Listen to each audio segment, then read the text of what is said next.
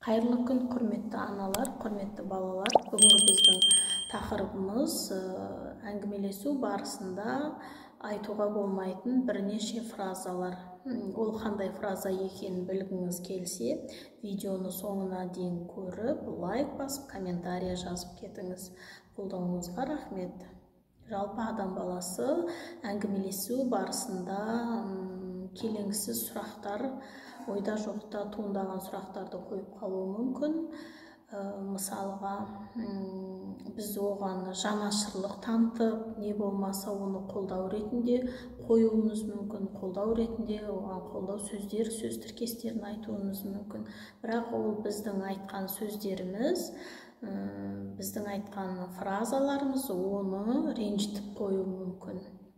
Мысалға алатын болсақ, не үшін шаш қидырдың, неге шашыңды қидың, не болмаса шаршап тұрған сияқтысың деген сияқты пікір айтсаңыз, ол адамның көңіліне тиіп қалуы мүмкін. Сол себептен әртүрлі жағдайда өзіміздің ойымызды тиянақты түрде жеткізуге тырысу керек.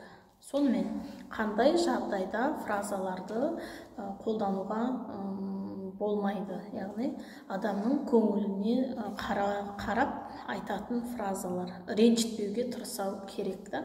Сол фразалардың бірнешеуін айтып кетейік. Егер сіздің ойыңыз, әңгімелесушіңіздің көңіліне тиіп қалатын біліп тұрсаңыз, сіздің ойыңыз әңгімелесушіні, яғни сіздің сұхбаттасып тұрған адамыңыздың көңіліне тиетіндей ой пікіріңіз болса, ол сөздің ойыңыздың алдына мына сөзді қосып кеткеніңіз дұрыс. Ренжімеңіз, бірақ деп барып, өз ойыңызды жеткізіңіз. Егер бұл сөзді қоспайтын болсаңыз, мүлдем ол ойыңызды айтудан бас тартыңыз. Мүлдем ол ойыңызды айтпай-ақ қойыңыз, керек емес. Себебі сіздің ойыңыз оған тым дөрекі болып тиюі мүмкін, көңіліне алып қалуы мүмкін, ренжітіп алуыңыз мүмкін. Екінші фраза ол сен шаршаңқы көрінесің, сен біреуге ренжіп жүрсің ба деген сияқты сұрақтарды қою болмайды. Бұл сұрақтардың артында, бұл сұрақтарды сіз қойсаңыз, егер әңгімелесушіңіздің қал жағдайын білгіңіз келсе, бұл сұрақты қоюдың қажеті жоқ. Ол өзін жаман сезініп тұрып, сізге мен жақсымын, менің көңілім күйім жақсы деп жасандылық көрсетпейді ғой, одан сайын агрессивті жауапты алып қалуыңыз мүмкін. Үшінші фраза, сен қашан босанасың? Бұл сұрақтың артында жалпы салмақ мәселесі бар. Көптеген қыз-келіншектер өздерінің дене бітіміндегі өзгерістерге қарсы келіп жатады, өздерінің дене бітіміндегі өзгерісті қабылдай алмай жатады. Сол себептен бұл сұрақ жақын жолдастар, жақын подругалардың арасында әзіл ретінде қойылуы мүмкін. Сол себептен бұл да адамның көңіліне тиеді. Егер ол келіншек бала күтіп жүрсе, болады қоюға. Ал егер ол келіншек бала күтіп жүрмесе, яғни аяғы ауыр емес болса, бұл сұрақты аттап кеткеніңіз дұрыс болады. Келесі сұрақ ол сенің қарның ашты ма? Бұл сұрақтың артында сұрақ қоюшының ойында сұхбаттасушының тамаққа деген құлшынысын бірден басшы беру мүмкін. Яғни қарны ашып тұрған адам өте агрессивті болып келеді. Я деген жауаптың орнына сіз басқаша жауаптарды алуыңыз мүмкін. Яғни, бұл сұрақты қойған адам келесі тамақ ішуге келе жатқан адамның дастархан басындағы келеңсіз қылықтарына аса мән беретін адам болып тұр. Сол себептен бұл сұрақты қоярда да өте байсалды, сабырлы, адамның көңіліне тимейтіндей етіп қойғаныңыз дұрыс болады. Келесі фраза ол сен қандай арықсың? Не болмаса, тым толып кеткенсің деген сұрақтар.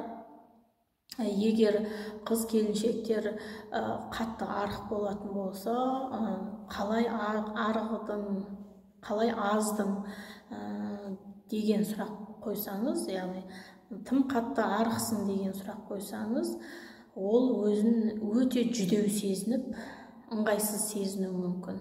Сол себепті тағы да оған қарама қарсы тым қатты толып кеткенсің деген сұрақ қойсаңыз да, адамның ол көңіліне тиюі мүмкін, яғни адамды ренжітіп қалуыңыз мүмкін.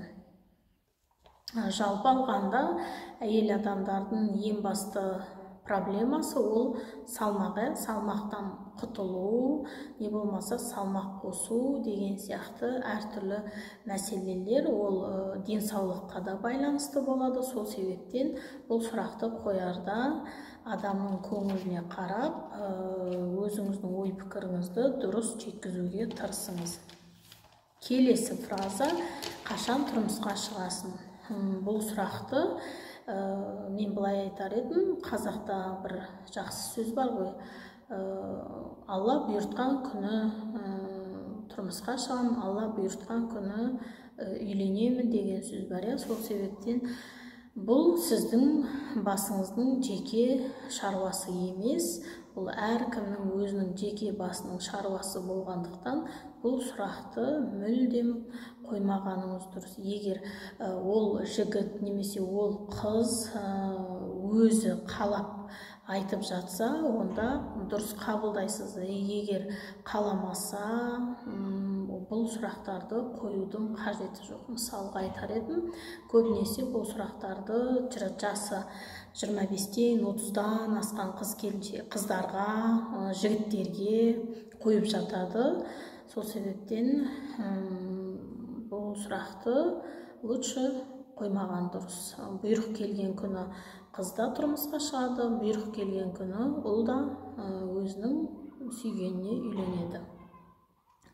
Келесі фраза, ол мынадай жанашырлық, қолдау ретінде айтылатын фраза: көбірек күліп жүріңіз, сізге күлген жарасады деген фраза. Бұл фразаны адамның көңіл күйі жоқ кезде айтудың қажеті жоқ. Яғни сіз оған жасанды күлкі сыйлау арқылы оның көңіл күйін көтере алмайсыз. Одан сайын оны іштей мүжіп, өзін-өзі жеп тастайды. Яғни маскалық деңгейге өтіп кетеді. Маскалық деңгейді қолданған адам өзінің шынайы тұлғалық бейнесін жоғалтып алады.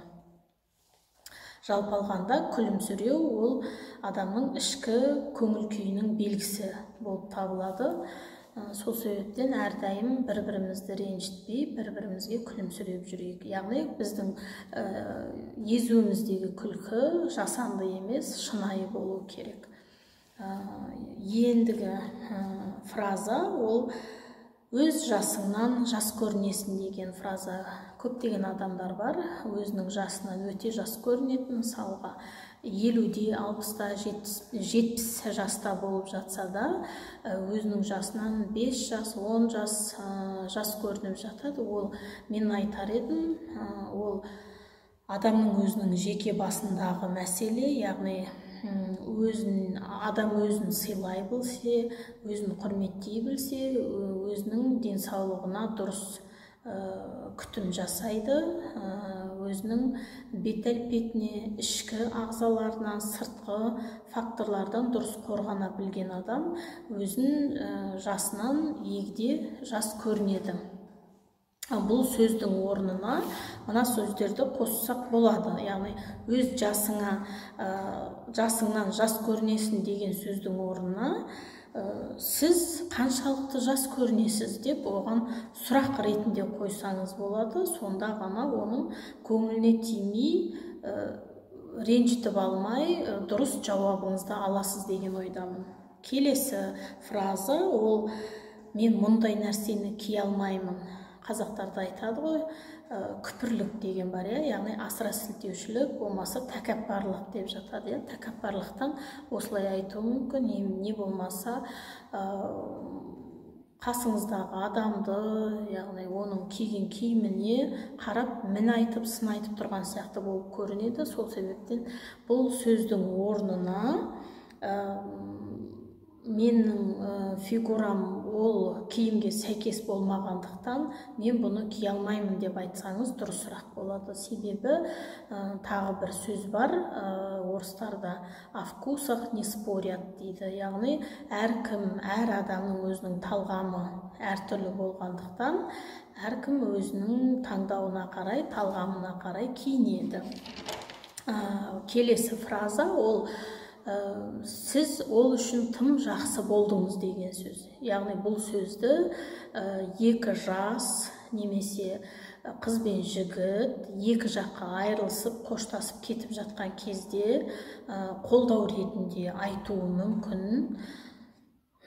Бұл сөз қолдау ретінде айтылса да, бұның артында сізге келетін қорлық сөз, яғни сізді тым самооценкаңыздың төмен дегенін білдіріп қояды. Сол себептен әрбір сөйлесу барысында ойымызды дұрыстап, тиянақтап, жинақтап жеткізгеніміз дұрысырақ деп ойлаймын. Егер де осы жоғарыда айтылған сөз тіркестерін немесе сөздерді сізге қаратып айтып жатса, немесе сіз басқа біреуге айтып жатсаңыз, өзіңіздің осы фразаларды айтып жатқаныңызды байқайтын болсаңыз, сондай ойда тұрсаңыз, әңгімені басқа арнаға бұрып жібергеніңіз дұрысырақ болады. Және де көп адамдар қате сөйлейді, көп адамдар қате пікір айтып жатады. Егер сіз пікіріңіздің, сөзіңіздің қате екенін байқап қалсаңыз әңгіме барысында, бұл жағдайды түзетудің бірден бір жолы тез арада артынша кешірім сұрау. Яғни кешіріңіз деген сөз арқылы әңгімені ары қарай алып кетуге, жалғастыруға болады. Адам қателеспейді емес, қателеседі. Көп адам қателеседі, және ол қателіктерді түзету ол әрқайсымыздың қолымызда. Сол себептен ойымызды дұрыстап, тиянақтап, жинақы ретінде барынша бір-бірімізді ренжітпеуге тырысуға болады.